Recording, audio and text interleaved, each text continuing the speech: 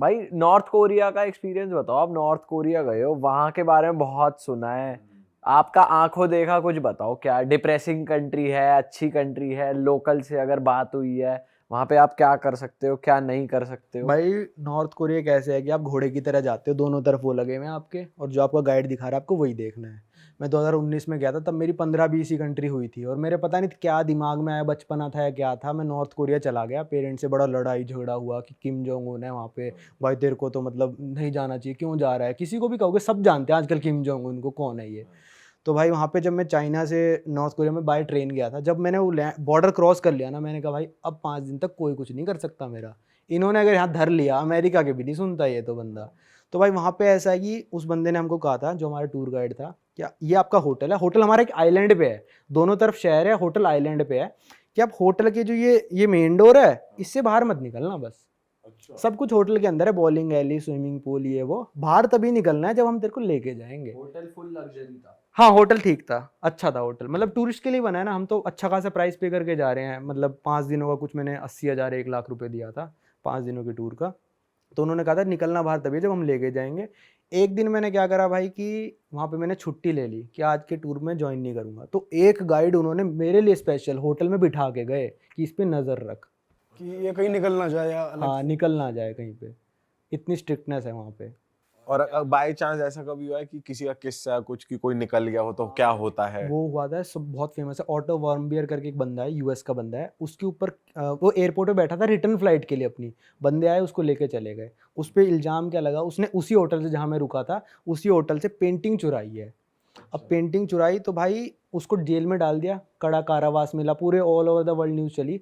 उसको मरी हुई हालत में वापस अमेरिका भेजा, अमेरिका आके वो मर गया, मतलब कोमा की स्टेट में वापस भेजा उसको, ऐसा टॉर्चर किया, कोमा की स्टेट में वापस भेजा उसको। कहते हैं मतलब कि बंदा कोई रिस्पॉन्स नहीं कर रहा है, बस जिंदा है, चल रही है उसकी सांसें, पर वो जिंदा नहीं है, और वो थोड़े दिनों बाद मर गया अमेरिका आके। अरे बाप रे। तो ऐसी हालत करके भेजा तो ये मैंने किस्सा ना, मतलब जाने से 1-2 दिन पहले पढ़ लिया था और मेरी फट गई भाई।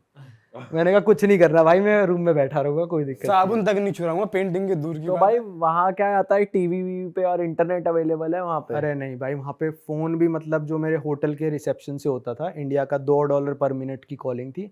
तो मैंने एक बार बस पापा को फ़ोन किया था कि मैं ठीक हूँ, बस, और कुछ नहीं बोला था मैंने, बस ठीक है, क्योंकि अगला घर वाले भाई कुछ भी बोल दे, किम जोंग उन विम जोंग उन, तो मैंने कहा भाई कुछ मत बोलना आप लोग, बस मैं अब बता दूंगा कि आपकी बात हो गई मेरे से, बस ठीक है। और जो राजा है वहाँ का, किम जोंग उन जो डिक्टेटर है, उसने अपने पापा और दादा दोनों की बॉडी प्रिजर्व करके रख रखी है, ऐसी की ऐसी। अच्छा जी। वहाँ पे एक म्यूजियम है, उसी दिन मैंने छुट्टी ली थी, वो मेरे को देखने जाना चाहिए था, पर वहाँ पे वीडियो रिकॉर्डिंग वगैरह अलाउड नहीं थी, तो मैं सोता ही रह गया। तो वहाँ पे उन्होंने प्रिजर्व करके रख रखे हैं, आप जाके देख सकते हो दोनों की बॉडी।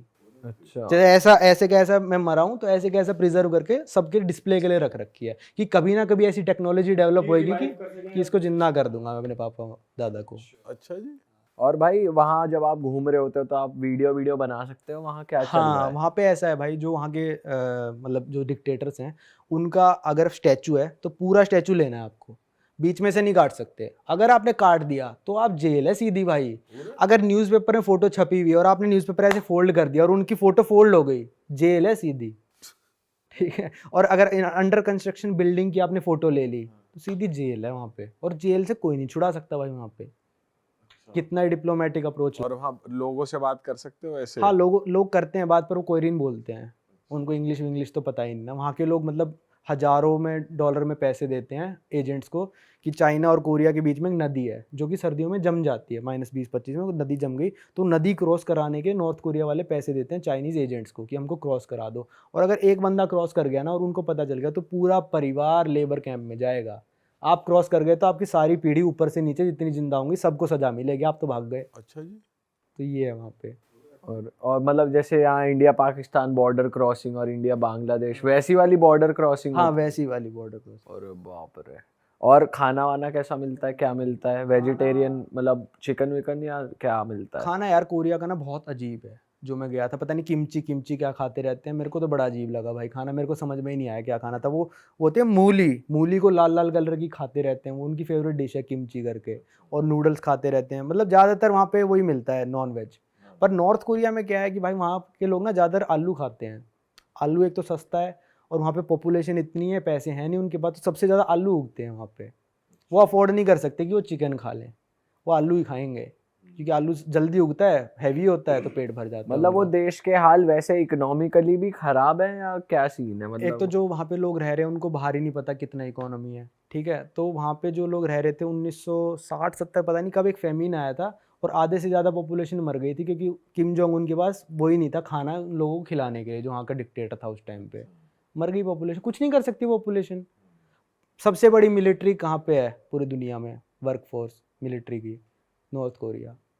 5 मिलियन है या पता नहीं कितना है, सबसे बड़ी मतलब जो लोग काम करते हैं मिलिट्री में नॉर्थ कोरिया में करते हैं, क्योंकि उनको भुलावा दे रखा है कि भाई कभी ना कभी दुनिया हमको डिस्ट्रॉय कर देगी। और हाँ, नॉर्थ कोरिया में ना सब लोग यहाँ पे बैच लगा के घूमते हैं किम जोंग उन का, और जो ज्यादा ही हर पैट्रियट होगा, आम आदमी। हर आम आदमी जो नहीं, मैंडेटरी है, हाँ ये मैंडेटरी कह लो, अगर आपने नहीं लगा रखा है एक तरह से जुर्म है। आप रिस्पेक्ट नहीं दे रहे। हाँ, आप रिस्पेक्ट नहीं दे रहे। यहाँ पे लगा के घूमेगा, या तो किम जोंग उन का या फिर उसके पापा का, दोनों एक साथ होंगे।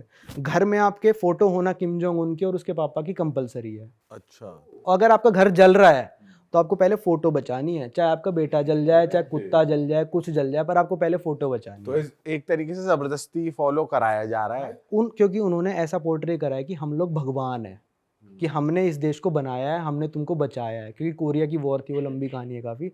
तो उन्होंने शुरू से ऐसा पोर्ट्रे करा कि ये भगवान लोग हैं, तो वहाँ के कई सारे लोग मानते भी हैं उनको भगवान, अच्छा, फॉलो करते हैं अच्छे फॉलो करते हैं पूरा।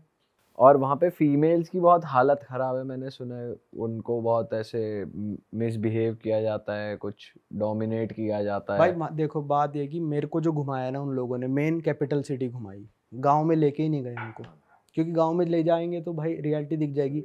एक स्कूल है जो उन्होंने दिखाया हमको, एक मेट्रो स्टेशन है जो दिखाया, जो टूरिस्ट के लिए उन्होंने बनाए हैं ना, वही चीज़ हमको दिखाई गई। मैंने एक मूवी देखी थी द इंटरव्यू करके, उसमें वो जाता है किम जोंग का इंटरव्यू लेने जाता है, बेसिकली जेम्स फ्रैंको है उसमें।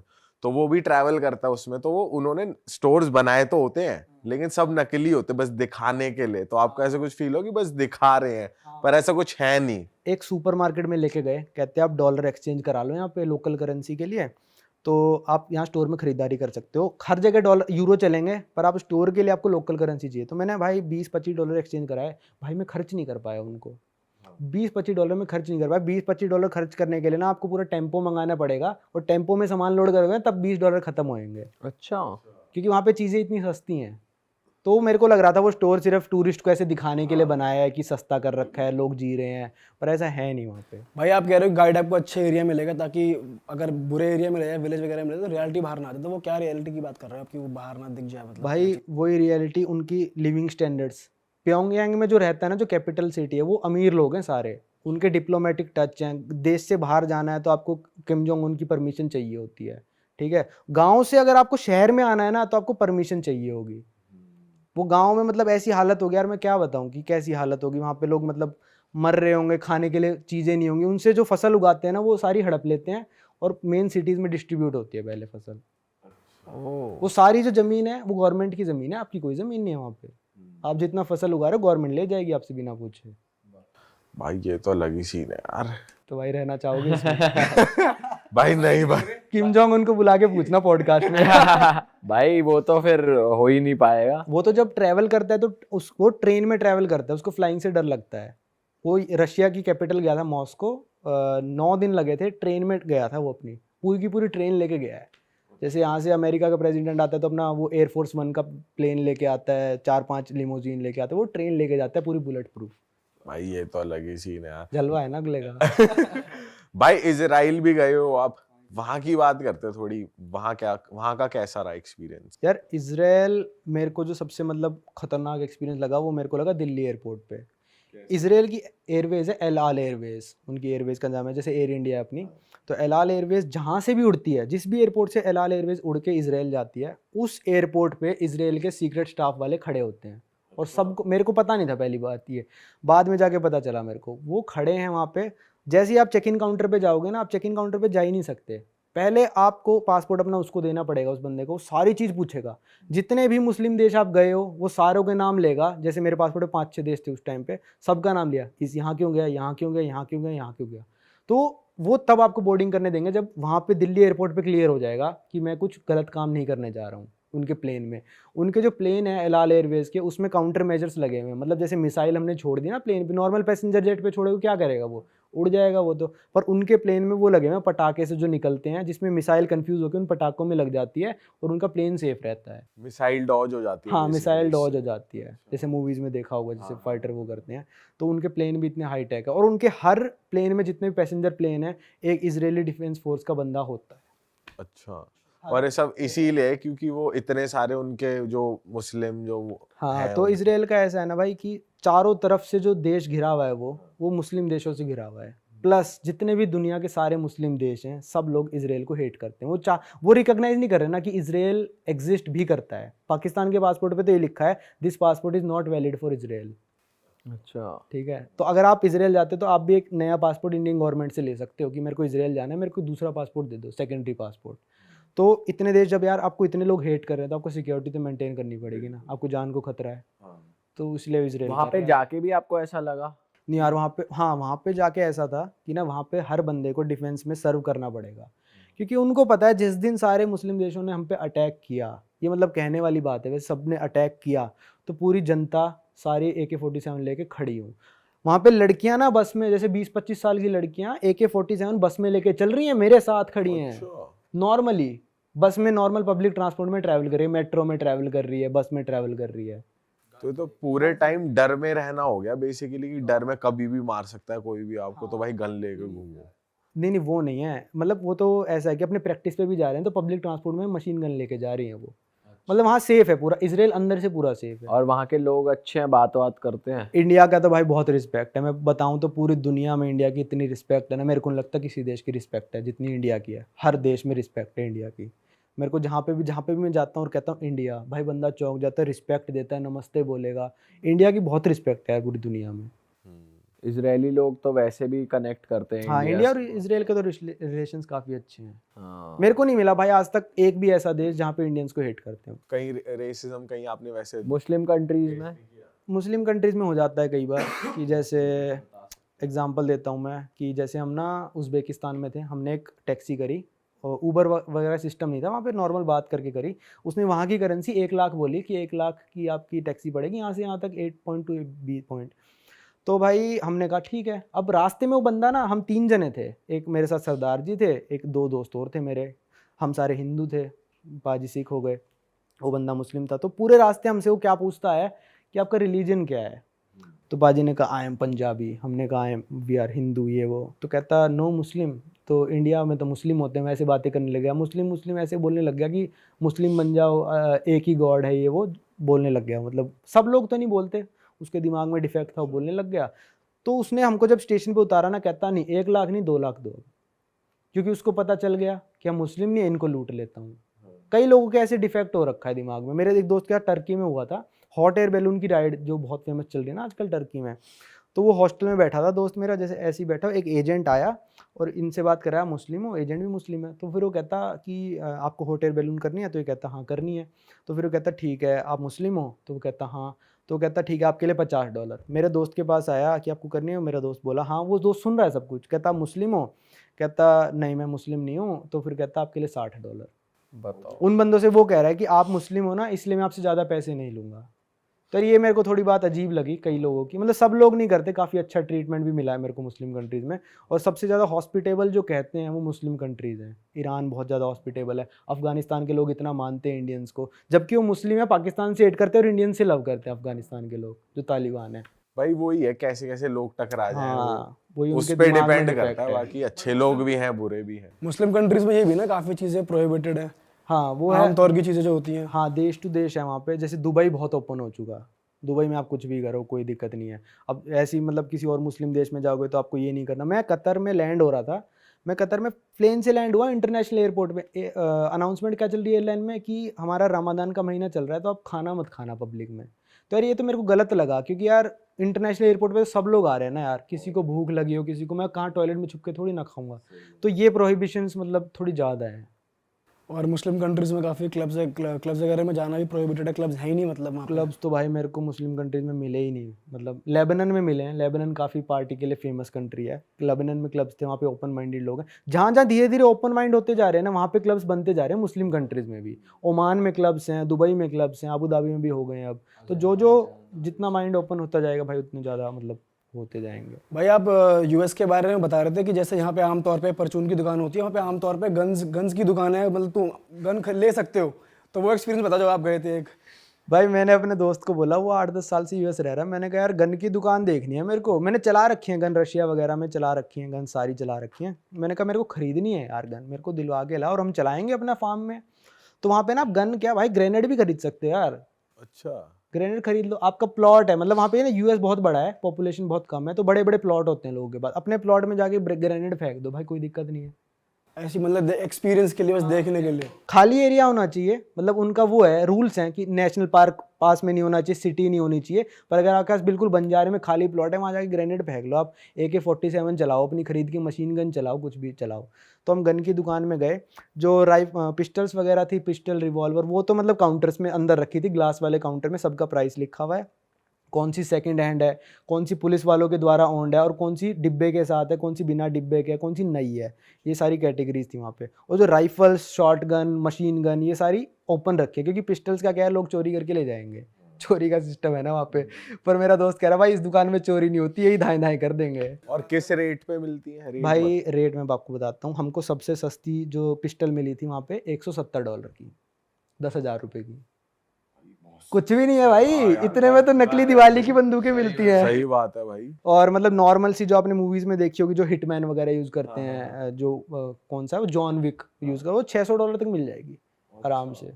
वो तो प्रॉपर माउजर गन होती है। अगर आपके घर पे कोई बंदा घुस गया, ठीक है, आपका प्राइवेट प्रॉपर्टी है, आपके घर में बंदा घुस रहा है और आपको लग रहा है कि ये मेरा दोस्त नहीं है, ये कुछ नहीं है, और आपके पास रीजन है कि वो आपको हार्म पहुंचाने वाला है, आप शूट कर दो उसको, हाँ, कोई कुछ नहीं फ्री करेगा। फ्री होल्ड है इस चीज। फ्री होल्ड है वहाँ पे। अगर लिखा है ना this is private property, no trespassing, और अगर आप घुस गए, बंदे ने देख लिया, उसका दिमाग सटक गया कि मैं तो इसको गोली मारूंगा, मार देगा गोली। बेशक कोई गलती से ही घुस गया, कुछ देख रहा हो या हाँ, अगर उसका दिमाग सटका, आप उसकी प्राइवेट प्रॉपर्टी में घुस चुके हो, वो आपको गोली मार देगा और उसके खिलाफ कार्रवाई नहीं होगी जब तक कि वो बोर्ड लगा हुआ है।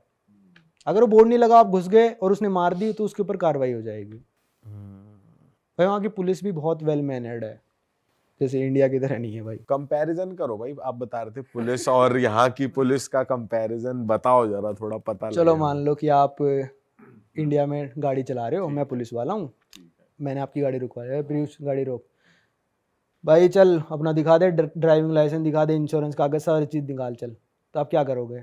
लो सर लो, ये लो देख लो। हाँ देख लिया मैंने, अरे मेरे को लग रहा है कागज तो ठीक है भाई तेरे, पर तने लगा रखी है, टेस्ट करवा ले, इसमें फूंक मार। तो क्या करोगे भाई? सुंगवा देंगे क्यों नहीं? सुंगवा देंगे। अब पुलिस वाले जुबान तो नहीं लड़ाओगे, नहीं कर रहा ये कर रहा। तो अब आप बन जाओ भाई वहाँ के पुलिस वाले और मैं वहाँ का नागरिक बनता हूँ अमेरिका का। ठीक है, सेम चीज़ पूछो। ठीक है। हाँ भाई गाड़ी साइड लगा, साइड लगा, लगा ला ली, भाई लाइसेंस ला अपना। नहीं दिखाऊंगा। क्यों? मैंने क्या जुर्म किया है? ओवर स्पीडिंग आपके पास प्रूफ है? है। क्या है? ये देख भग रही है तेरी 90 के ऊपर। अब वो उनके पास स्पीड गन होती है भाई, और उनकी बॉडी पे कैमरा लगा होता है। जब अपनी गाड़ी से बंदा उतर के आएगा और आपकी गाड़ी तक आएगा और आपसे सारी बातें करेगा, जब तक आपका चालान नहीं कट जाता, उसका कैमरा ऑन रहेगा। और अगर ये बोल दिया कि दारू पी रखी है, सुंगा भाई अपनाओ। भाई मेरे को लग रहा है तेरा नाक खराब है, चल निकल यहाँ से। अच्छा, मतलब तू तड़ाक कर सकते तू हो तड़ाक, fuck off, go to hell, your mother, sister, जो बोलना है पुलिस वाले को बोल दो सीधा। अगर वहां पे आपकी गाड़ी में दारू की बोतल उसको दिख गई खुली हुई, तो आप गए जेल में। अगर खाली है, खाली है तब भी ना, खुली हुई दारू की बोतल, खाली है तो मतलब खुली हुई है, तो उसको अगर दिख गई तो आपकी वो कुछ नंगा करके भी चेकिंग ले सकता है आपकी। वो फिर कहेगा रोड पे नंगा हो जाए तो आपको होना पड़ेगा। अच्छा, फिर उसके बाद सारे राइट्स आ जाते हैं। अगर मान लो आप ओवर स्पीडिंग कर रहे हो तो उसके बाद सारे राइट्स आ गए। अब आपको कहेगा ना गाड़ी चेक करा पूरी, आप चेक कराओ, पर जब तक आपने जुर्म नहीं करा है पुलिस वाला कुछ नहीं कर सकता आपके साथ। चाहे 15 साल के बच्चे हो और आप चला रहे हो गाड़ी, वो कहेगा भाई मेरे को तो छोटा लग रहा है, तो आप कह दो कि मेरे को तो पुलिस वाला नहीं लग रहा, साले दिखा अपना आईडी, दिखाएगा आईडी, मेरे को लग रहा है नकली है ये, कुछ भी बोल। मतलब सबूत चाहिए उसे भी तुम्हें कुछ बोलने के लिए। हाँ। इंडिया में सबूत नहीं चाहिए, इंडिया में उतर आ लगा दो कैमरे, यहाँ पे बॉडी कैम लगे होते हैं हर जगह वहाँ पे लोगों के, पुलिस वालों के, कि भाई कुछ भी कर रहा है रिकॉर्ड हो रहा है वो। और अगर उसने आपको गलत चालान दिया, आपको हरास करा उस बंदे ने और कोर्ट में चले गए, आपको उसको सबमिट करनी पड़ेगी रिकॉर्डिंग, सीधा आप $1 मिलियन जीतोगे वहाँ पे पुलिस वाले के अगेंस्ट। पुलिस वाले के अगेंस्ट। आपको पुलिस अगर वो डिपार्टमेंट, गलत निकला तो हाँ गलत निकला वो बंदा तब। और अगर मतलब आप गलत हो और आप कोर्ट में चले गए, $250 का चालान है आपका और आप कोर्ट में चले गए कि भाई मेरे को ये चालान माफ कराना, जैसे चले जाते हैं ना इंडिया में भी, तो जज पता है पहले क्या बोलेगा, भाई सुन, या तो तू इस चालान को अभी भर दे, और अगर तू गलत निकला ना तो मैं डबल कर दूंगा चालान, तो मेरा टाइम वेस्ट मत करियो, तू सोच समझ के केस कर। अच्छा। तो वहाँ पे ऐसे भीड़ भड़क्का भी नहीं मचा रहता, जिसको लग रहा है कि मैं गलत हूँ वही केस करता है। हाँ। तो बहुत मेंटेन्ड सिस्टम। मेरे को भी डर नहीं लगा वहाँ पे गाड़ी चलाने में, क्योंकि मैं जब मेरे दोस्त ने कहा जब तक तू ओवर स्पीडिंग नहीं कर रहा ना और कुछ लेन वेन इधर उधर नहीं कर रहा है ऐसे ऐसे, पुलिस वाला कुछ नहीं कह सकता। अपने ऊबर वगैरह में भी वो सेफ्टी के लिए हमेशा राइड में कैमरा ऑन करके चलते हैं, एक बोनट कैम, मतलब मेरा एक्सपीरियंस है यूएस का कि बोनट कैम एक अलग रहता है कि वो रिकॉर्ड करता रहता है कि सामने किसी की ठुके तो वो रिकॉर्ड हो जाए इंश्योरेंस के लिए। और वो एक अंदर भी 2 कैमरा थे उसमें कि कस्टमर से कभी बहस हो जाए तो मेरे पास प्रूफ रहेगी क्या बात चली है, तो उस वे में भी हाँ, वो भाई थोड़े। वहाँ के इंश्योरेंस का भी अलग है ना। यहाँ पे क्या होता है, गाड़ियों का इंश्योरेंस होएगा, आपकी गाड़ी का इंश्योरेंस होगा, है ना। कोई भी जाके चला ले, तू चला ले, कोई भी चला लो, ठीक है। वहाँ पे क्या होता है, बंदों का इंश्योरेंस होता है। अगर मैं गाड़ी चला रहा हूँ ना, तो मैं कितना एक्सपीरियंस ड्राइवर हूँ, मैंने कितनी बार गाड़ी ठोकी है, मेरी गाड़ी किस स्टेट में रजिस्टर्ड है, किस एरिया में रजिस्टर्ड है, उसके हिसाब से मेरे को इंश्योरेंस मिलेगा। मान लो कि मैंने आज गाड़ी ली, मेरे को मिला पर महीने का इंश्योरेंस होता है वहाँ पे। मान लो कि आज मेरा $500 का इंश्योरेंस है 1 महीने का, मैंने गाड़ी ठोक दी तो अगले 2 सालों तक मेरा इंश्योरेंस $800 जाएगा। तो वहाँ पे बंदों का इंश्योरेंस होता है। इसलिए बंदे क्या करते हैं, वहाँ पे गाड़ी आप चला रहे हो, आपकी गाड़ी के आगे आके कूद जाएंगे, आप उसकी अगर हड्डी टूट गई, नाटक ही करेगा पहली बात तो वो, ठीक है। अगर हड्डी टूट गई ये भी करते हैं। तो आपका घर बिक जाएगा उसके केस में। $1 मिलियन तक का कॉम्पनसेशन, $1 मिलियन, $2 मिलियन ये सब मिलता है। ये क्या सीन है, जानबूझ के गाड़ी के आगे? इसलिए वो कैमरा लगा के रखते हैं कि देखो जी ये जानबूझ के कूदा है। वहाँ पे एक लड़की ने केस कर दिया था कि वो पता नहीं स्टारबक्स में गई थी, कहाँ गई थी, उसने कहा भाई मेरे हाथ पे कॉफ़ी गिर गई और कॉफ़ी ज़्यादा गर्म थी, कॉशन नहीं लिखा था उस, और वो केस जीत गई, उसको $3 मिलियन मिले हैं। और उसने प्रूव कर दिया कोर्ट में कि कॉफ़ी गर्म थी। वाह, उसकी तो पुश्ते भी बैठ के खाएंगे। हाँ, तो यूएस में ना कोई भी किसी को सू कर देता है। हाँ जैसे यहाँ डिफेमेशन आजकल फेमस हो रखा है ना, डिफेमेशन, वहाँ पे सू कर देता है कोई भी किसी को। वहाँ पे लॉयर्स की बहुत इनकम है ना भाई वहाँ पे मैं बताऊँ सबसे ज़्यादा तो ट्रक वाले कमाते हैं। भाई। ट्रक वालों का बताओ, यूएस कनाडा दोनों में सिमिलर सीन है। सिमिलर सी सीन है भाई। वहाँ पे होता है पर माइल के हिसाब से कमाता है बंदा, कि 70 सेंट्स पर माइल मिलेगा उसको, ठीक है। तो लगभग ट्रक वाले वहाँ पे जो कमाते हैं, जो ओवर टाइम कर रहे हैं, थोड़ा इलीगल भी चलाते हैं, वो उनके ट्रक में ना एक डिवाइस लगा होता है, उसमें आपको आईडी लॉगिन करनी होती है। आप 8 घंटे तक चलाओ, 2 घंटे का रेस्ट लो, फिर 2 घंटे चला सकते हो, 10 घंटे तक लीगल है। वो क्या करेंगे, ट्रक वाले जो मालिक है वो बैठा है अपने घर पे, उसकी आईडी डाल के चलाने लग जाएंगे ट्रक, तो 16 घंटे चला लेंगे। तो ऐसे करते करते वो महीने का भाई 15 से 17 लाख रुपए आराम से कमा लेते हैं यूएस में ट्रक वाले। वाह। और खर्चा कितना होता है उस हिसाब से? खर्चा मेरे हिसाब से भाई ट्रक वालों को ट्रक में ही सोते हैं जब वो चलाते हैं, ठीक है। न्यूयॉर्क से एलए जाते हैं, एक रूट पड़ता है, 4 दिन में पहुंचते हैं वो एलए, अपने ट्रक में ही सोते हैं। पार्किंग का कोई खर्चा है नहीं, उनको पेट्रोल पंप पे लगा के सोते हैं, और बर्गर वर्गर खा लेते हैं यार। 1-1.5 लाख रुपए खर्चा होता होगा उनका मुश्किल से। तो सोचो भाई ट्रक वाले, मतलब इंडिया में देखो कैसे हम ट्रीट करते हैं ट्रक वालों को कि चलना ट्रक चलाता है साले। वहाँ पे ट्रक वाले, कोई कहता है ना हम ट्रक चलाते हैं, मेरे दिमाग में यही आता है साला बहुत अमीर है ये। हाँ, महीने का 10 से 12 लाख रुपए सेव हाँ बहुत आराम से 10-12 लाख इसीलिए मोस्टली लोग वहां जा भी रहे हैं कि कुछ नहीं तो ट्रक चला ले। कोई क्वालिफिकेशन नहीं चाहिए आपको, ठीक है। पर वहाँ के ट्रक चलाने के भाई बहुत अलग ही सीन है वहाँ पे। अगर मतलब मान लो हाईवे पे ट्रक चल रहा है ना, और मैंने गाड़ी में खींच के ब्रेक मार दिए, वो ट्रक वाला आपकी गाड़ी उड़ा देगा। वहाँ पे लोगों को यार ब्रेक मारने नहीं आते, गाड़ी चलाते हैं जब। वहाँ पे अगर आपने हाईवे में खींच के ब्रेक मार दी ना, पीछे वाला जो है वो गाड़ी ठोक देगा, आपके ब्रेक नहीं मारेगा वो। अच्छा जी। वहाँ का ऐसा ही क्या, वहाँ पे हाईवे पे भाई ब्रेक नहीं मार सकते आप यूएस में। लेकिन ट्रक चलाने के लिए भी तो कुछ कंडीशंस होती होंगी ना वहाँ पे? हाँ, लाइसेंस बनवाना पड़ता। नहीं कोई नहीं, लाइसेंस होता है, ट्रेनिंग होती है। पहले जो आप ट्रक वाले बनोगे तो पहले आपके साथ एक एक्सपीरियंस बंदा बैठेगा, जैसे आपने अभी भी सीखा है, तो ये बंदा बैठेगा आपके साथ, आपको सिखाएगा 6-7 महीने तक, फिर आप अकेले चला सकते हो। और वहाँ पे ट्रकों की ये बात अच्छी है कि सारे ट्रक कवर्ड होते हैं वहाँ पे, इंडिया की तरह नहीं सरिये जा रहे हैं खुले, और कुछ एक्सीडेंट हुआ तो सामान भी गिर रहा है कुछ। और यहाँ पे तो ई रिक्शा, मतलब छोटे छोटे रिक्शाओं पे सरिये पीछे से लटक रहे हैं भाई, कितना अनसेफ है। बट वहाँ सारे ट्रक कवर्ड होते हैं, बढ़िया लगता है। भाई जो ट्रक ओपन है, बड़ा लोड लेके जा रहा है, उसके आगे पीछे गाड़ी चलेगी, वो सायरन चला के कि एक्स्ट्रा वाइड लोड इनकमिंग, तो बंदे साइड हो जाते हैं फिर उससे। और वहाँ पे भाई ट्रक चलते हैं वॉल्वो के, मर्सिडीज के, तो देख लो वॉल्वो गाड़ी यहाँ पे कितनी एक्सपेंसिव है, वहाँ पे ट्रक भी इतनी एक्सपेंसिव है, इतने लग्जरी है वहाँ के ट्रकों में। सनरूफ है वहाँ पे। मैं बैठा था ट्रक वाले का इंटरव्यू ले रहा, कह रहा भाई साहब सनरूफ भी है। मैंने कहा भाई सनरूफ भी है तेरे ट्रक में। भाई बढ़िया यार।